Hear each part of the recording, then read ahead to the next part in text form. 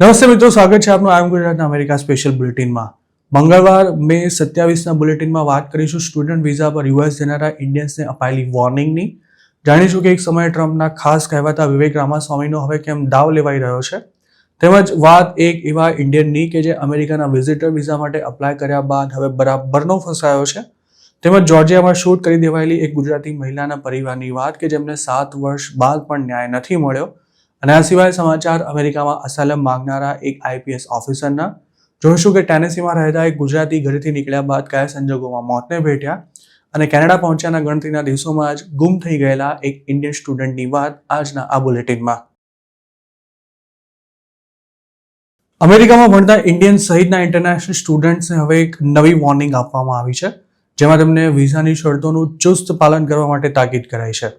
મંગળવારે ઇન્ડિયાની યુએસ એમ્બસીએ અમેરિકાની કોલેજીસમાં એડમિશન લેનારા સ્ટુડન્ટ્સને સ્પષ્ટ મેસેજ આપતા જણાવ્યું હતું કે જો તમે અધવચ્ચેથી ભણવાનું છોડી દેશો, ક્લાસ સ્કીપ કરશો અથવા તો કોલેજને જાણ કર્યા વિના સ્ટડી પ્રોગ્રામ પડતો મૂકશો તો તમારા વિઝા કેન્સલ થઈ શકે છે. એટલું જ નહીં, આવા સ્ટુડન્ટ્સને એવું પણ જણાવાયું છે કે આમ કરવાથી તેઓ ભવિષ્યમાં પણ યુએસ વિઝા માટેની એલિજિબિલિટી ગુમાવી શકે છે.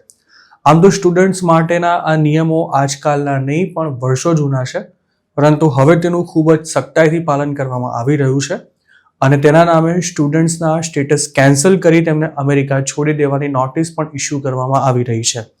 અમેરિકામાં ભણતા સ્ટુડન્ટ્સ હાલ એટલા ડરેલા છે કે તેમનો કોઈ વાંક ગુનો ન હોવા છતાં પણ તેમને ભણવાનું ચાલુ છે તે દરમિયાન અમેરિકા છોડતા પણ ડર લાગી રહ્યો છે અને કોલેજો પણ તેમને આમ ન કરવા માટેની સલાહ પહેલેથી જ આપી રહી છે. કારણ કે એકવાર જે સ્ટુડન્ટ અમેરિકાની બહાર ગયો તેને પાછા આવવા મળશે કે નહીં તેની કોઈ જ ગેરંટી નથી. ઇન્ડિયાની અમેરિકન એમ્બસીએ હાલના દિવસોમાં લગભગ 3 વોર્નિંગ ઇસ્યુ કરી છે અને હવે ઇમિગ્રેશનના કોઈ પણ નિયમનો ભંગ કરતા લોકો પર સીધો પરમેનન્ટ બેન મૂકવામાં આવી રહ્યો છે, જેનો સ્પષ્ટ ઉલ્લેખ આ વોર્નિંગ્સમાં પણ કરવામાં આવ્યો હતો. ખાસ તો અમેરિકામાં ભણવાની સાથે કામ કરતા સ્ટુડન્ટ્સ પર પણ હવે તવાઈ બોલાવાઈ રહી છે અને જે સ્ટુડન્ટ્સ હાલ મહિને 1-2 દિવસ માંડ કોલેજ જવાનું હોય તેવી ઇન્સ્ટિટ્યૂટ્સમાં એડમિશન લઈને બેઠા છે તેમને ગમે ત્યારે અમેરિકા છોડવાનું ફરમાન કરી દેવામાં આવે તેવી સ્થિતિ છે. સૂત્રોનું માનીએ તો અમેરિકાના વિઝા મળી જાય તે માટે ઘણા સ્ટુડન્ટ્સ ત્યાંની હાઈફાઈ કોલેજ કે યુનિવર્સિટીમાં એડમિશન લેતા હોય છે, પરંતુ ત્યાં પહોંચ્યાના થોડા સમયમાં જ કોલેજ બદલી નાખી સસ્તી ઇન્સ્ટિટ્યૂટમાં એડમિશન લઈ આ સ્ટુડન્ટ્સ ફૂલ ટાઈમ જોબ કરવાનું શરૂ કરી દેશે. જેમના સ્ટુડન્ટ વિઝા પૂરા થવાની તૈયારીમાં હોય તેવા લોકો પણ યુએસ છોડવું ન પડે તે માટે આલતુ ફાલતુ કોલેજીસમાં એડમિશન લઈ પોતાનો સ્ટે લંબાવે જતા હોય છે.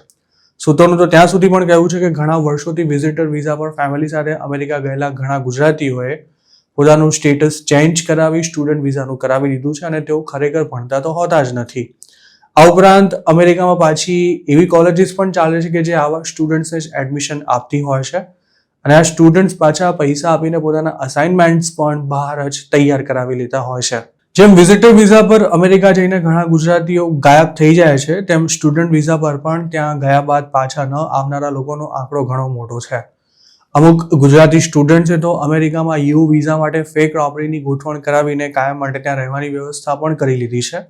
જ્યારે ભણવાનું પૂરું થયા બાદ જેમને H-1B વિઝા મળવાના કોઈ ચાન્સ ન હોય તેવા લોકો પાછા અસાયલમ ફાઇલ કરી 5 વર્ષની વર્ક પરમિટ મેળવી લઈ યુએસમાં ફૂલ ટાઈમ કામ કરતા થઈ જાય છે અને અસાયલમના કેસને લાંબો ખેંચીને પોતાનું સ્ટે વધારતા રહે છે.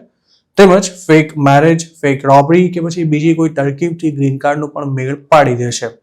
ટૂંકમાં અમેરિકામાં સ્ટુડન્ટ વિઝાના નામે અનેક પ્રકારના કૌભાંડ ચાલે છે, જેમાં ઇન્ડિયન્સ અને ખાસ તો ગુજરાતીઓ પણ સંડોવાયેલા છે. પરંતુ હવે ટ્રમ્પ ધીરે ધીરે સિસ્ટમમાં રહેલા લૂપ હોલ્સને બંધ કરી રહ્યા છે, જેના કારણે અગાઉ યુએસમાં જે લાલિયાવાડી ચાલતી હતી તે ભલે હાલ બંધ ન થઈ હોય, પરંતુ હવે અમેરિકા છોડવું ન પડે તે માટે કંઈક ખોટું કરતા પહેલા લોકો 100 વાર વિચારતા ચોક્કસ થઈ ગયા છે.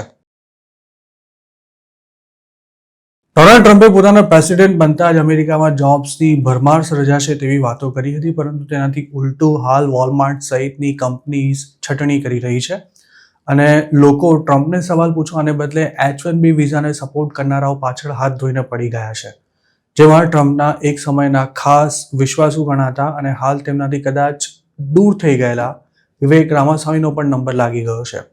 વિવેક રામાસ્વામી હાલ ઓહાયોના ગવર્નરની ચૂંટણી લડવાની પણ તૈયારી કરી રહ્યા છે. તેવામાં હવે તેમના વિરોધીઓ સોશિયલ મીડિયા પર એવી વાતો કરી રહ્યા છે કે જો રામાસ્વામી જેવા વ્યક્તિ ગવર્નર બની ગયા તો તે ઇન્ડિયન્સને જ સપોર્ટ કરશે અને H1B વાળા વિદેશી વર્કર્સને જોબ્સ આપી અમેરિકન્સને ઘર ભેગા કરી દેશે. આમ તો ડોનાલ્ડ ટ્રમ્પ ચૂંટણી જીત્યા ત્યારથી જ તેમના કટ્ટર સમર્થકો H1B વિઝાનો વિરોધ કરી રહ્યા છે અને તેના કારણે લેવા દેવા વગરના ઇન્ડિયન્સ પણ તેમના ટાર્ગેટ પર આવી ગયા છે. તો બીજી તરફ વિવેક રામાસ્વામી અને એલોન મસ્ક જેવા ટ્રમ્પના વિશ્વાસુ લોકોએ H1Bની તરફદારી કરી હતી. આ બંને આંત્રપ્રેન્યોર્સે એવી આર્ગ્યુમેન્ટ કરી હતી કે અમેરિકાને ટેકનોલોજીમાં આગળ રાખવા માટે ફોરેન સ્કિલ્ડ વર્કર્સની ભારે જરૂરિયાત છે, પરંતુ દિમાગનો ઉપયોગ કરીને ગ્રાઉન્ડ રિયાલિટી સમજવાને બદલે ટ્રમ્પના ભક્તોએ ત્યારે મસ્ક અને રામાસ્વામીનો જબરજસ્ત વિરોધ કર્યો હતો. H1B મામલે ભૂતકાળમાં પણ માગાના સપોર્ટર્સનો આક્રોશ વેઠી ચૂકેલા વિવેક રામાસ્વામી હવે ફરી તેમના નિશાના પર છે અને સોશિયલ મીડિયા પર તેમની સામે બેફામ લખાઈ રહ્યું છે. એક અમેરિકને તો એક્સ પર રામાસ્વામી વિશે એવું લખ્યું હતું કે જો રામાસ્વામી ઓહાયોના ગવર્નર બન્યા તો આ સ્ટેટના લોકોએ H1Bના ધાડે માટે તૈયાર રહેવું પડશે અને આવા લોકો અમેરિકન વર્કર્સની જોબ્સ છીનવી લેશે. રામાસ્વામીના આ વિરોધીનું તો ત્યાં સુધી કહેવું હતું કે અમેરિકન હોવાનો ઢોંગ કરતા આવા ઇન્ડિયન રિપબ્લિકનને વોટ આપવાનો કોઈ મતલબ છે ખરો? આ વ્યક્તિની એવી પણ આર્ગ્યુમેન્ટ હતી કે એક તરફ પાછલા કેટલાક વર્ષોમાં 1 લાખથી વધુ અમેરિકન ટેક વર્કર્સની જોબ ગઈ છે, તો બીજી તરફ H1B વિઝાની સંખ્યા વધી રહી છે. જોકે એક યુઝરે તેનો બચાવ કર્યો હતો અને એવું લખ્યું હતું કે H1B પર લીગલી US આવતા તેમજ દેશના તમામ કાયદા કાનૂનનું પાલન કરતા ઇન્ડિયન્સ અમેરિકન્સ જ છે, પણ તેમની સાથે સાથે અમેરિકનોને પણ જોબ મળવી જોઈએ તેમાં પણ કોઈ શંકા નથી. જ્યારે એક યુઝરે એવું ધ્યાન દોર્યું હતું કે વિવેક રામાસ્વામી ગવર્નર બનીને પણ H1Bના કોટામાં કોઈ વધારો ઘટાડો નહીં કરી શકે કારણ કે તેના પર ફેડરલ ગવર્મેન્ટનો પૂરો કંટ્રોલ છે. વિવેક રામાસ્વામી હાલ H1B વિઝા પ્રોગ્રામનો જે રીતે અમલ કરાઈ રહ્યો છે તેની વિરુદ્ધમાં છે. તેમનું એવું કહેવું છે કે આ પ્રોગ્રામમાં મોટા ફેરફારોની જરૂર છે કેમ કે ફોરેન વર્કર્સ સાથે અમેરિકામાં ગુલામો જેવું વર્તન કરવામાં આવે છે. આ ઉપરાંત તેમણે લોટરી સિસ્ટમનો પણ વિરોધ કર્યો છે અને તેના બદલે મેરિટ આધારિત સિસ્ટમનું સમર્થન કર્યું છે.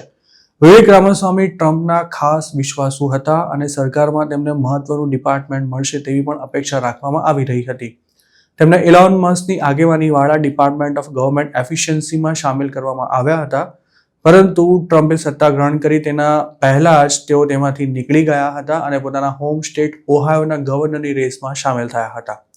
અમેરિકા દર વર્ષે 65,000 જેટલા H1B વિઝા ઇસ્યુ કરે છે, જેમાં યુએસમાં માસ્ટર્સ અથવા તો તેનાથી ઊંચી ડિગ્રી ધરાવતા અરજદારો માટે 20,000 વિઝાનો અલગથી કોટા ફાળવવામાં આવે છે. જોકે તેમાં પ્રત્યેક દેશ માટે એક ચોક્કસ કેપ રાખવામાં આવી છે અને ઘણા લોકોનું કહેવું છે કે આ કેપ હટાવીને લોકોને મેરિટના આધારે અમેરિકા આવવાનો મોકો આપવો જોઈએ. ઇન્ડિયન્સ H1Bના સૌથી મોટા બેનિફિશિયરીઝ છે, પરંતુ હવે H1Bને લઈને અમેરિકાની સરકાર એટલી સખ્ત બની ગઈ છે કે યુએસની પ્રાઇવેટ કંપનીઝ કોઈ વર્કરના H1B સ્પોન્સર કરવાનું લગભગ ટાળી રહી છે અને ઘણા ઇન્ડિયન્સના વિઝા પણ રિન્યુ થશે કે કેમ તે પણ નક્કી નથી. અમેરિકાના વિઝા અપ્રૂવ થઈ જાય પરંતુ પાસપોર્ટ જ 1 વર્ષ સુધી પાછો ન આવે તો કેવી સ્થિતિ સર્જાય? આ વાત સાંભળવામાં ભલે વિચિત્ર લાગતી હોય, પરંતુ કંઈક આવો જ અનુભવ દિલ્હીના એક યુવકને થયો છે, જે અમેરિકાના વિઝા માટે અપ્લાય કર્યા બાદ એવો ફસાયો છે કે અમેરિકા જવાનું તો દૂરની વાત રહી, હાલ તેના માટે ઇન્ડિયાની બહાર નીકળવું પણ અશક્ય બની ગયું છે. આ વ્યક્તિ પાસે પાસપોર્ટ છે, પરંતુ વિઝા ઇન્ટરવ્યૂ દરમિયાન તેનો પાસપોર્ટ જમા કરી લેવાયો હતો અને તેને એમ હતું કે 15-20 દિવસમાં જ વિઝા સ્ટીકર લાગેલો પાસપોર્ટ ઘરે આવી જશે, પરંતુ તે વાતને 1 વર્ષથી વધુનો સમય વીતી ગયો છે અને હજુ સુધી તેનો પાસપોર્ટ પાછો નથી આવ્યો. કોન્સ્યુલર ઓફિસરે વિઝા ઇન્ટરવ્યૂ દરમિયાન આ વ્યક્તિના B1 B2 વિઝા મૌખિક રીતે મંજૂર કરી દીધા હતા, પરંતુ પાસપોર્ટ હાથમાં ન આવે ત્યાં સુધી તે વાતને લઈને પણ શ્યોર નથી કે તેને ખરેખર યુએસના વિઝા મળ્યા પણ છે કે કેમ. આ વ્યક્તિના પરિવારના એક સભ્યએ પોતાની ઓળખ જાહેર કર્યા વિના સોશિયલ મીડિયા પ્લેટફોર્મ રેડિટ પર આ ઘટનાને શેર કરી, ત્યારથી તે ચર્ચામાં આવી છે. તેમાં એવું લખવામાં આવ્યું હતું કે 2024માં તેમના બહેન અને બનેવીએ B1 B2 વિઝા માટે એપ્લિકેશન કરી હતી, જેના માટે મે 2024માં તેમણે દિલ્હી સ્થિત કોન્સ્યુલર ઓફિસમાં ઇન્ટરવ્યૂ પણ આપ્યો હતો અને આ ઇન્ટરવ્યૂ બાદ ઓફિસરે જણાવ્યું હતું કે તેમના વિઝા અપ્રૂવ થઈ ગયા છે. ત્યાર પછી તેની બહેનનો પાસપોર્ટ 3 વીકની અંદર ઘરે આવી ગયો હતો, પરંતુ બનેવીનો પાસપોર્ટ હજુ પણ એમ્બેસીમાં જમા છે અને તેને 1 વર્ષ પૂરું થઈ ચૂક્યું છે. તેમણે થોડો સમય રાહ જોયા બાદ પાસપોર્ટ કેમ મળ્યો નથી તે જાણવા માટે ઘણા પ્રયાસો કર્યા હતા, પરંતુ યુએસ એમ્બેસી તરફથી ક્યારેય તેમને સ્પષ્ટ જવાબ નહોતો અપાયો. તેઓ જ્યારે પણ પોતાના પાસપોર્ટની સ્થિતિ જાણવા માટે ઈમેલ કરે છે ત્યારે એવો જ જવાબ આવે છે કે હાલ તે એડમિનિસ્ટ્રેટિવ પ્રોસેસમાં છે. એમ્બેસી દ્વારા અપાતા જવાબમાં એવી કોઈ જ ટાઈમલાઈન આપવામાં નથી આવતી કે પાસપોર્ટ કેટલા સમયમાં પાછો આવશે, અને સાથે જ બીજી કોઈ સ્પષ્ટતા પણ ઈમેલમાં નથી હોતી. અમેરિકન વિઝા મેળવવા માટે કરવામાં આવેલી કોઈ એપ્લિકેશનનો જ્યારે વધારે રિવ્યૂ કરવાનો હોય ત્યારે યુએસ કોન્સ્યુલેટ દ્વારા એડમિનિસ્ટ્રેટિવ પ્રોસેસિંગ એક સ્ટાન્ડર્ડ શબ્દ તરીકે ઉપયોગમાં લેવામાં આવે છે. આવા રિવ્યૂમાં સિક્યોરિટી ક્લિયરન્સ અથવા તો બેકગ્રાઉન્ડ ચેકનો સમાવેશ થતો હોય છે. તો કે મોટાભાગના કેસમાં તેનો ઉકેલ લગભગ 2 મહિના જેટલા સમયમાં આવી જાય છે, પરંતુ દિલ્હીના આ વ્યક્તિને તેના માટે 1 વર્ષથી રાહ જોવી પડી રહી છે, અને તે એક અનોખો અને ચિંતાજનક કિસ્સો ચોક્કસ છે. તેમજ અમેરિકાના વિઝા લેવાના ચક્કરમાં હવે તે બરાબરનો ફસાઈ પણ ગયો છે. તેની પોસ્ટ પર ઘણા લોકોએ કમેન્ટ કરી હતી, જેમાં એક યુઝરે લખ્યું હતું કે આમાં હવે ભગવાન જ હસ્તક્ષેપ કરે તો પાસપોર્ટ પાછો આવી શકે. જ્યારે એક યુઝરે એવું લખ્યું હતું કે એના કરતાં તો ડોનાલ્ડ ટ્રમ્પને કોલ કરો જેથી તમારી સમસ્યાનું સમાધાન આવી જાય. અન્ય એક યુઝરે એવું લખ્યું હતું કે તેનો પણ પાસપોર્ટ આ જ રીતે જમા થઈ ગયો હતો, જે તેણે ગમે તેમ કરીને કઢાવી લીધો હતો, પરંતુ બાદમાં તેને 214B એટલે કે વિઝા અપ્રૂવ ન થયાની નોટિસ ફટકારવામાં આવી હતી. એક યુઝરે આ પોસ્ટ લખનારાને એવી સલાહ આપી હતી કે 1 વર્ષનો સમયગાળો ઘણો લાંબો છે, પરંતુ તમે બીજા કોઈ દેશમાં ટ્રાવેલ કરવા જવાના છો તેવો ઉલ્લેખ કરી તમારો પાસપોર્ટ પરત મેળવવાનો પ્રયાસ કરો. અને એક યુઝરે તેને એવી સલાહ આપી હતી કે કોન્સ્યુલર અથવા એમ્બેસેડરને આ અંગે જાણ કરો. સાથે જ તેણે એવી પણ શંકા વ્યક્ત કરી હતી કે જો પાસપોર્ટ ખોવાઈ ગયો હોય તો પણ આવું થઈ શકે છે. બીજા એક યુઝરે પોતાના પેરેન્ટ્સને થયેલા એક્સપિરિયન્સ શેર કરતા એવું લખ્યું હતું કે તેના ફાધરને 1 વીકમાં પાસપોર્ટ મળી ગયો હતો, જ્યારે મધરનો પાસપોર્ટ 1 મહિનાથી પણ વધુ સમયથી પાછો નથી આવ્યો. અન્ય એક યુઝરે તો પોસ્ટ કરનારાને કોર્ટમાં કેસ કરવાની પણ સલાહ આપી હતી. નવેમ્બર 11, 2018ના દિવસે અમેરિકામાં શૂટ કરી દેવાયેલી ધર્મિષ્ઠા પટેલ ઉર્ફે મીશાની ફેમિલીને હજુ સુધી ન્યાય નથી મળી શક્યો. 33 વર્ષની મીશાને જોર્જિયાના એલ્બનીમાં એક સ્ટોરની બહાર તેની કાર લૂંટવા આવેલા એક શખ્સ દ્વારા શૂટ કરી દેવાઈ હતી. જે સ્ટોરની પાસે મીશાએ પોતાનો જીવ ગુમાવ્યો હતો તે જ સ્ટોરમાં તે કામ કરતી હતી. નવેમ્બર 11ની રાત્રે મીશા અને તેનો પતિ સ્ટોર ક્લોઝ કરી કારમાં જઈ રહ્યા હતા ત્યારે એક અશ્વેત અચાનક જ દોડીને તેમની કાર પાસે આવી ગયો હતો અને તેના હાથમાં ગન પણ હતી. લૂંટારાને જોયા બાદ મીશા જે કારમાં સવાર હતી તેને દોડાવવામાં આવી હતી અને આ દરમિયાન ફાયરિંગ થતા ગોળી મીશાના શરીરમાં ખૂંપી ગઈ હતી. મીશાને શૂટ કરનારો રોબર હુડી અને ગ્લવ્સ પહેરીને આવ્યો હોવાથી તેમજ તે વખતે રાતનું અંધારું હોવાને કારણે તેને કોઈ પણ રીતે આઈડેન્ટિફાય કરવો શક્ય નહોતો. પોલીસે તે વખતે હત્યારાની માહિતી આપનારાને $20,000નું ઇનામ આપવાની પણ જાહેરાત કરી હતી. પોલીસના અનેક પ્રયાસો બાદ મીશાના હત્યારાની ઓળખ બર્નાર્ડો થોમ્પસન તરીકે કરવામાં આવી હતી અને છેક ફેબ્રુઆરી 2021માં ટિફટોનથી તેની ધરપકડ કરવામાં સફળતા મળી હતી. જ્યારે જાન્યુઆરી 2024માં આ કેસમાં મેથ્યુ સ્કોટ પાર્કર નામનો બીજો એક આરોપી પણ પકડાયો હતો. મીશાની હત્યાના છેક 7 વર્ષ બાદ હવે આ કેસની ટ્રાયલ શરૂ થઈ છે. ગયા સપ્તાહે તેની પહેલી હિયરિંગ થઈ હતી, જેમાં જ્યુરીએ ફરિયાદ પક્ષ એટલે કે સ્ટેટ અને બચાવ પક્ષની દલીલો સાંભળી હતી. તેમજ આ ઘટનાના કેટલાક સાક્ષીઓના નિવેદન પણ લેવામાં આવ્યા હતા. આ કેસનું છેલ્લા 7 વર્ષથી સતત ફોલોઅપ કરી રહેલી જોર્જિયાની ન્યૂઝ ચેનલ WALB ન્યૂઝ 10ના રિપોર્ટ અનુસાર એક વિટનેસે પોતે હત્યારા બર્નાર્ડોને જોયો હોવાનું જ્યુરીને જણાવ્યું હતું. આ સિવાય હત્યારો બર્નાર્ડો ક્રાઇમ થયો તેની આગલી રાત્રે પોતાની જે ફ્રેન્ડના ઘરે રોકાયો હતો તેને પણ વિટનેસ તરીકે રજૂ કરવામાં આવી હતી, જેણે કન્ફર્મ કર્યું હતું કે સીસીટીવીમાં દેખાયેલા શકમન જેવા જ કપડાં અને બ્લુ લેટેક્સ ગ્લવ્સ પહેરીને બર્નાર્ડો તેના ઘરે આવ્યો હતો, પરંતુ પોતે તેને ત્યારે જ ત્યાંથી ચાલ્યા જવા માટે કહી દીધું હતું.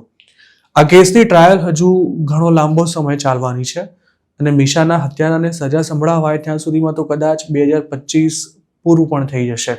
મીશા પોતાના 2 બાળકો અને પતિ સાથે યુએસમાં રહેતી હતી. તેના મોતના 7 વર્ષ બાદ પણ તે જે સ્ટોર કમ ગેસ સ્ટેશનમાં કામ કરતી હતી તે હાલ પણ ચાલુ છે. 2018માં મીશાની ફેમિલીને હેલ્પ કરવા માટે $50,000 એકત્ર કરવાના લક્ષ્યાંક સાથે GoFundMe પર ક્રાઉડ ફંડિંગ શરૂ કરવામાં આવ્યું હતું, પરંતુ તેમાં માત્ર $5,000 જ એકત્ર થઈ શક્યા હતા. મીશાને ગોળી મારનારો અશ્વેત તેની કાર લૂંટવા માટે આવ્યો હતો, પરંતુ તેની ડિમાન્ડને તાબે થવાને બદલે મીશા અને તેના પતિએ કાર દોડાવી હતી અને તે દરમિયાન જ મીશાને ગોળી વાગી ગઈ હતી. મીશાની જેમ જ હજુ મે 20ના રોજ ટેનેસીમાં પ્રિન્સ પટેલ નામના મૂળ ડીંગુચાના એક યુવકને પણ રોબરી દરમિયાન ગોળી મારી દેવામાં આવી હતી. મૃતક પ્રિન્સે તો લૂંટારાના કહ્યા અનુસાર કેશ રજિસ્ટરમાંથી પૈસા કાઢીને આપી દીધા, ત્યારબાદ તેને ગોળી મારવામાં આવી હતી, જેનો એક ભયાનક વિડીયો પણ બહાર આવ્યો હતો. પ્રિન્સનો હત્યારો બીજા દિવસે જ અરેસ્ટ થઈ ગયો હતો, પરંતુ અમેરિકામાં આજની તારીખે પણ એવા ઘણા કેસ છે કે જેમાં ગુજરાતીઓને શૂટ કરનારાને વર્ષો બાદ પણ નથી પકડી શકાયા. અમેરિકામાં આખી દુનિયામાં ક્યાંય ન હોય તેવી જબરજસ્ત જાહો જલાલી અને કમાણી ચોક્કસ હશે, પરંતુ આ ડોલરિયા દેશમાં ગમે તેની બંદૂકમાંથી નીકળેલી ગોળી ક્યારે કોના શ્વાસ અટકાવી દે તે ક્યારે પણ નક્કી નથી હોતું. સાવ મામૂલી રકમ કે પછી કોઈ વસ્તુ માટે રોબરી કરતા અમેરિકન્સ ગમે તેનો જીવ લેવામાં જરા પણ નથી અચકાતા, પરંતુ તેમની ગોળીનો ભોગ બનનારાની તો આખી ફેમિલી ખતમ થઈ જતી હોય છે. ચાલુ નોકરી અમેરિકા ભાગી ગયા બાદ અસાયલમ માંગનારા એક આઈપીએસ ઓફિસર પર હવે ડિપોર્ટેશનની તલવાર લટકી રહી છે. ટી પ્રભાકર રાવ નામના આઈપીએસ તેલંગાણામાં ફરજ બજાવતા હતા અને તેમના પર સ્ટેટમાં 2023માં થયેલી વિધાનસભા ચૂંટણી દરમિયાન કેટલાક નેતાઓના ફોન ટેપ કરવાનો આરોપ છે. આ કેસમાં કાયદાકીય કાર્યવાહીથી બચવા માટે પ્રભાકર રાવ અમેરિકા જતા રહ્યા હતા અને ઇન્ડિયા પાછા ન આવવું પડે તે માટે તેમણે ત્યાં જ શરણાગતિ એટલે કે અસાયલમ માંગ્યું હતું. જોકે તેમને ઇન્ડિયા લાવવા માટે તેલંગાણા પોલીસે અમેરિકન ઓથોરિટીનો સંપર્ક કર્યો હતો, તેમજ યુએસ એમ્બસીને પણ આ મામલે જાણ કરવામાં આવી હતી. હજુ ગયા મહિને જ પ્રભાકર રાવનો પાસપોર્ટ પણ કેન્સલ કરી દેવાયો હોવાની માહિતી અમેરિકન ઓથોરિટી સાથે શેર કરવામાં આવી હતી, જેમાં એમ પણ જણાવાયું હતું કે ભારત સરકારે આ વ્યક્તિનો પાસપોર્ટ જ રદ કરી દીધો હોવાથી તેને ઇલીગલ ઇમિગ્રન્ટ ગણી ઇન્ડિયા મોકલી દેવામાં આવે. ઇન્ટરપોલે પણ આ ભાગેડુ પોલીસ ઓફિસર સામે રેડ કોર્નર નોટિસ ઇસ્યુ કરેલી છે. તેમની સામે લગાવાયેલા આરોપમાં એવું જણાવાયું છે કે પ્રભાકર રાવે સત્તા પક્ષને રાજકીય ફાયદો કરાવવા માટે વિરોધ પક્ષના નેતાઓ ઉપરાંત હાલના સીએમ અને 2023માં વિરોધ પક્ષના નેતા રેવંત રેડ્ડીના ફોન કોલ્સ પણ ટેપ કર્યા હતા, તેમજ પત્રકારો, વેપારીઓ અને અન્ય લોકોની જાસૂસી કરવા માટે પણ તેમણે ઇલીગલી ફોન ટેપિંગ કર્યું હતું. હજુ 6 મહિના પહેલા જ પ્રભાકર રાવે અમેરિકામાં અસાયલમ માંગ્યું હતું. તેમનો એવો દાવો હતો કે તેલંગાણામાં હાલ સત્તા પર રહેલી કોંગ્રેસ પાર્ટીની સરકાર દ્વારા તેમને રાજકીય ઇરાદા સાથે ખોટી રીતે ટાર્ગેટ કરવામાં આવી રહ્યા છે. તેલંગાણા પોલીસ ભલે પ્રભાકર રાવને અમેરિકાથી ઇન્ડિયા લાવવા માટે ધમપછાડા કરી રહી હોય, પરંતુ જ્યાં સુધી તેમના અસાયલમના કેસનો નિવેડો નહીં આવે ત્યાં સુધી અમેરિકન ઓથોરિટી તેમને ડિપોર્ટ નહીં કરે. આ કેસમાં પ્રભાકર રાવ ઉપરાંત 4 અન્ય સિનિયર પોલીસ અધિકારીઓ તેમજ એક મીડિયા એક્ઝિક્યુટિવને પણ આરોપી બનાવાયા છે. પ્રભાકર રાવને ડિપોર્ટ કરવા માટે અમેરિકાને જે ડોક્યુમેન્ટ્સ મોકલવામાં આવ્યા છે તેમાં આ કેસના ઇન્વેસ્ટિગેશન રિપોર્ટનો પણ સમાવેશ થાય છે. આઈપીએસ અધિકારીએ તાજેતરમાં જ તેલંગાણા હાઈકોર્ટમાં આગોતરા જામીન અરજી કરતા એવું જણાવ્યું હતું કે જો ધરપકડ સામે પ્રોટેક્શન મળ્યું તો પોતે ઇન્ડિયા આવવા માટે તૈયાર છે, પરંતુ કોર્ટે તેમને આગોતરા જામીન આપવાનો ઇનકાર કરી દીધો હતો. પ્રભાકર રાવ સામે હૈદરાબાદ પોલીસે માર્ચ 2024માં કેસ કર્યો હતો અને તેના ગણતરીના સમયમાં જ તેઓ ચેન્નઈથી ફ્લાઇટ પકડીને અમેરિકા ભાગી ગયા હતા. ઇન્ડિયામાં કાંડ કરીને કે પછી કાયદાકીય કાર્યવાહીથી બચવા માટે કોઈ અમેરિકા ભાગી ગયું હોય તેવા અઢળક કિસ્સા અત્યાર સુધી બની ચૂક્યા છે. જો કોઈ આઈપીએસ ઓફિસરે યુએસમાં અસાયલમ માંગ્યું હોય તેવો કદાચ આ પહેલો કિસ્સો છે. આમ તો ગુજરાતમાં પણ એવા ઘણા લોકો છે કે જે લાખો કરોડોના સ્કેમ કરી હાલ અમેરિકામાં મજા કરી રહ્યા છે, કારણ કે આવા મોટાભાગના કેસમાં કોઈ પોલીસ ફરિયાદ થઈ જ નથી હોતી. જો યુએસમાં અસાયલમ માંગનારા વ્યક્તિએ કોઈ સિરિયસ ક્રાઇમ કર્યો હોય તો તેના ડિપોર્ટેશનના પૂરા ચાન્સ રહે છે, પરંતુ આઈપીએસ ઓફિસર પ્રભાકર રાવ સામે લાગેલા ચાર્જિસમાં પોલિટિકલ એંગલ પણ હોવાથી તેઓ યુએસમાં પોલિટિકલ અસાયલમની અપીલમાં પોતાનો કેસ મજબૂત બનાવવા માટે ઘણા મુદ્દા રજૂ કરી શકે છે અને તે પોતે પાછા આઈપીએસ હોવાથી કાયદાની સારી એવી સમજ પણ ધરાવે છે, જેથી તેમને ઇન્ડિયા પાછા લાવવાનું કામ જરા પણ આસાન નથી રહેવાનું. હજુ ગયા વર્ષે જ નવેમ્બર મહિનામાં હાલ જેલમાં બંધ ગેંગસ્ટર લોરેન્સ બિશ્નોઈનો ભાઈ અનમોલ બિશ્નોઈ પણ યુએસમાં અરેસ્ટ થયો હતો અને તેને ઇન્ડિયા પાછો લાવવાની કાર્યવાહી શરૂ કરાઈ હતી, પરંતુ તે વખતે જ તેણે અસાયલમનો કેસ કરી દેતા અનમોલ આજ દિન સુધી ઇન્ડિયા પાછો નથી લાવી શકાયો. અનમોલ બિશ્નોઈ ઇલીગલી અમેરિકા ગયો હતો અને તેની અરેસ્ટ થઈ તે વખતે એવી પણ વાત બહાર આવી હતી કે મુંબઈ પોલીસે તેને યુએસથી એક્સ્ટ્રાડિટ કરવાના પ્રયાસ શરૂ કર્યા હતા અને ત્યારબાદ અનમોલ બિશ્નોઈએ સામે ચાલીને જ અમેરિકાની પોલીસ સમક્ષ સરેન્ડર કરી અસાયલમનો કેસ કરી દીધો હતો. અનમોલ સામે પણ ઇન્ટરપોલ દ્વારા રેડ કોર્નર નોટિસ ઇસ્યુ કરાઈ છે અને તે સલમાનના ઘર પર ફાયરિંગ કરાવવા ઉપરાંત સિદ્ધુ મૂસેવાલા મર્ડર કેસ અને મહારાષ્ટ્રના પૂર્વ મિનિસ્ટર બાબા સિદ્દીકીની હત્યા કરાવવા સહિતના કેસોમાં આરોપી છે. ટેનેસીના નોક્સવિલમાં મે 25થી ગુમ એક ગુજરાતીનો મૃતદેહ મળી આવ્યો છે. કાઉન્ટી શેરિફ ઓફિસના જણાવ્યા અનુસાર 51 વર્ષના નરેન્દ્ર પટેલ મે 25ના રોજ બપોરે 2:30 વાગે ઘરેથી નીકળ્યા બાદ લાપતા થઈ ગયા હતા. નરેન્દ્ર પટેલ ઘરેથી નીકળ્યા ત્યારે તેમણે ઓરેન્જ પોલો ટી શર્ટ અને ખાકી શોર્ટ્સ પહેર્યા હતા. તેમના ગુમ થયાનો રિપોર્ટ મળ્યા પછી પોલીસે તેમની શોધખોળ હાથ ધરી હતી અને આ દરમિયાન તેમના ફેમિલી મેમ્બર્સને નરેન્દ્ર પટેલની કાર નોર્થ શોર ડ્રાઈવ પર આવેલા એક બ્રિજ નજીકથી મળી આવી હતી, પરંતુ નરેન્દ્ર પટેલનો કોઈ પત્તો નહોતો લાગ્યો. તેમને શોધવા માટે પોલીસે પેટ્રોલ યુનિટ્સ ઉપરાંત એવિએશન રિસોર્સિસ અને ડ્રોન્સ પણ કામે લગાડ્યા હતા અને રવિવારે મોડી રાત સુધી તેમની શોધખોળ ચાલુ રહી હતી, પરંતુ તેમાં કોઈ સફળતા નહોતી મળી. આ દરમિયાન તેમને શોધવા માટે પબ્લિકનો સપોર્ટ પણ માંગવામાં આવ્યો હતો. જોકે સોમવારે બપોરે એક લેકમાંથી તેમની બોડી મળી આવી હતી. પોલીસે હજુ સુધી ઓફિશિયલી કન્ફર્મ નથી કર્યું કે લેકમાંથી મળેલી બોડી નરેન્દ્ર પટેલની જ છે. પોતાના સ્ટેટમેન્ટમાં નોક્સવિલ કાઉન્ટી શેરિફ ઓફિસે એવું જણાવ્યું હતું કે સોમવારે પાણીમાંથી મળેલી બોડી ગુમ થનાર નરેન્દ્ર પટેલની હોવાનું મનાઈ રહ્યું છે. નરેન્દ્ર પટેલના મોતનું કોઈ ચોક્કસ કારણ હજુ સુધી જાણવા નથી મળ્યું, પરંતુ જે સંજોગોમાં તેમની બોડી મળી આવી છે તેને જોતા મૃતકે જાતે જ પોતાનું જીવન ટૂંકાવ્યું છે કે કેમ, કે પછી તેઓ અકસ્માતે લેકમાં પડી ગયા અથવા તેમને કોઈએ ધક્કો મારી દીધો કે કેમ, તે અંગે કંઈ પણ કહેવું મુશ્કેલ છે. નરેન્દ્ર પટેલ યુએસમાં કેટલા સમયથી રહેતા હતા તેમજ ગુજરાતમાં તેઓ મૂળ ક્યાંના હતા તેની કોઈ સ્પષ્ટ વિગતો નથી મળી શકી. નોક્સ કાઉન્ટી શેરિફ ઓફિસે ફેસબુક પર નરેન્દ્ર પટેલના કેસની અપડેટ શેર કરી તે પોસ્ટ પર મેન્ડી કોલિન્સ જોન્સ નામની એક મહિલાએ એવી કમેન્ટ કરી હતી કે રવિવારે બપોરે તે 3 વાગ્યાની આસપાસ વોક કરી રહી હતી ત્યારે નરેન્દ્ર પટેલ લેકમાં ફિશિંગ કરી રહેલા એક કપલ સાથે વાતચીત કરી રહ્યા હતા અને ત્યારબાદ તેમણે પોતે પણ કદાચ ફિશિંગ કરવાનું શરૂ કર્યું હતું. જ્યારે જેનિફર નાઇટબર્ડ નામની એક મહિલાએ એવી કમેન્ટ કરી હતી કે તે લોકેશન પર મોટી સંખ્યામાં પોલીસ હાજર હતી અને લેકમાં બોટ્સ દ્વારા પણ સર્ચ કરવામાં આવી રહ્યું હતું તેમજ બ્રિજને પણ બંધ કરી દેવાયો હતો. કેનેડામાં સાહિલ કુમાર નામનો એક 23 વર્ષનો ઇન્ડિયન સ્ટુડન્ટ અચાનક જ અને ભેદી સંજોગોમાં ગુમ થઈ ગયો છે. સાહિલે કેનેડાની હમ્બર્ગ કોલેજમાં વેબ ડિઝાઇનિંગના કોર્સમાં એડમિશન લીધું હતું અને હેમિલ્ટનમાં તે એક ઇન્ડિયન યુવક સાથે જ રૂમ શેર કરતો હતો. સાહિલ હજુ થોડા દિવસો પહેલા જ કેનેડા પહોંચ્યો હતો અને એપ્રિલ 24થી જ તેણે કોલેજ જવાનું શરૂ કર્યું હતું, પરંતુ મે 17થી તેનો કોઈ જ અતોપતો નથી. હેમિલ્ટન પોલીસમાં તેના ગુમ થયા અંગે ફરિયાદ નોંધાવાઈ છે, પણ તેને શોધવાના કોઈ પણ પ્રયાસ હજુ સુધી સફળ નથી રહ્યા. પોલીસ રિપોર્ટ અનુસાર સાહિલ કુમરા છેલ્લે મે 16ના રોજ ટોરન્ટોના યુનિયન સ્ટેશને બપોરે 12:50 જોવા મળ્યો હતો અને તેનો મોબાઈલ ફોન તે જ દિવસે 1:30 વાગ્યાથી સ્વિચ ઓફ થઈ ગયો હતો. પોલીસે જણાવ્યું હતું કે સાહિલનો પાસપોર્ટ અને લેપટોપ હેમિલ્ટનમાં તેની રૂમમાંથી જ મળી આવ્યા હતા. સાહિલની ઓનલાઈન એક્ટિવિટી પરથી એવો અંદાજ લગાવાઈ રહ્યો છે કે તે કદાચ ટોરન્ટો વોટરફ્રન્ટ જોવા જવા માંગતો હતો.